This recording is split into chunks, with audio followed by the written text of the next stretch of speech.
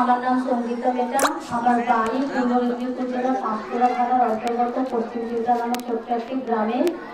ছোটবেলা থেকে খেলাধুলা আমার ভালো লাগে। পরবর্তীতে football association for the blind of বেঙ্গলের সহযোগিতায় বিভিন্ন লোকাল ম্যাচ, স্টেট এবং ন্যাশনালের মধ্য দিয়ে 2023 সালে আগস্টে ইংল্যান্ডের বার্মিংহামে ওয়ার্ল্ড চ্যাম্পিয়নশিপ মহিলাদের দৃষ্টিহীন ফুটবলে আমি ভারতের হয়ে প্রতিনিধিত্ব করে এসেছি এবং অতি সম্প্রতি জাপানে 2024-এর ফেব্রুয়ারি মাসে জাপানে ইন্টারন্যাশনাল টুর্নামেন্ট খেলে এসেছি।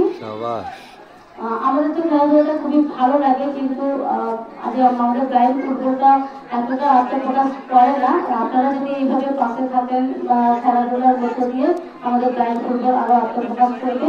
আর জাপান বা ইংল্যান্ডের খেলা আমার খুবই ভালো লেগেছে। সেখানে একজন খেলোয়াড় হিসেবে যেভাবে সম্মান করা উচিত তারা সেভাবে সম্মান গাইড আমাদের সবকিছু দিয়েছে।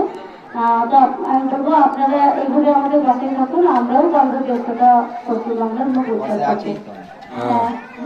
আচ্ছা সঙ্গীতা, তুমি যে এত দূর পাড়ি দিলে, সেখানে তোমার একটু ভয় ভয় করেনি? একেবারে বিদেশে, সেই বার্মিংহামে, ইংল্যান্ডে বা জাপানে যে গেলে, কিভাবে সাহস সঞ্চয় করে তুমি গেলে? আমি তো প্রথমে খুব ভয় পেয়েছিলাম। যখন আমি এশিয়ান চ্যাম্পিয়নশিপে ওয়েস্ট বেঙ্গলের হয়ে একা সিলেক্টেড হয়েছিলাম, সিলেক্টেড হওয়ার পরও কিন্তু আমি ভয় পেয়ে পিছিয়ে এসেছি। আমি চাইনি সেবারে দ্বিতীয় ক্যাম্পে আবার আমার ডাক দিল। তো ইংল্যান্ডের জন্য সিলেক্ট হয়েছি। সিলেক্ট হওয়ার পর আমার পরিবার বা পার্থ স্যার আছেন, স্যার এবিবি সমস্ত কর্মকর্তারা আমাকে সাহস জুগিয়েছে, পরিবার তো রয়েছে। এইভাবে আমি ইংল্যান্ড গেলাম। ইংল্যান্ড যাওয়ার পর আমার সাহসটা আরো বেড়েছে, আর ভয় সেভাবে নেই।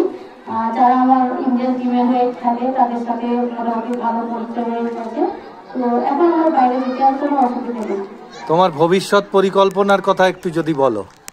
ভবিষ্যৎ পরিকল্পনা বলতে আমি একজন খেলোয়াড় হিসেবে পরিচিতি পেতে চাই। হ্যাঁ, আমাদের সকলের শুভেচ্ছা রইল। একেবারে আন্তরিকভাবে আমরা সবাই তোমাদের পাশে রইলাম। জয় হোক ফুটবলের। Thank you.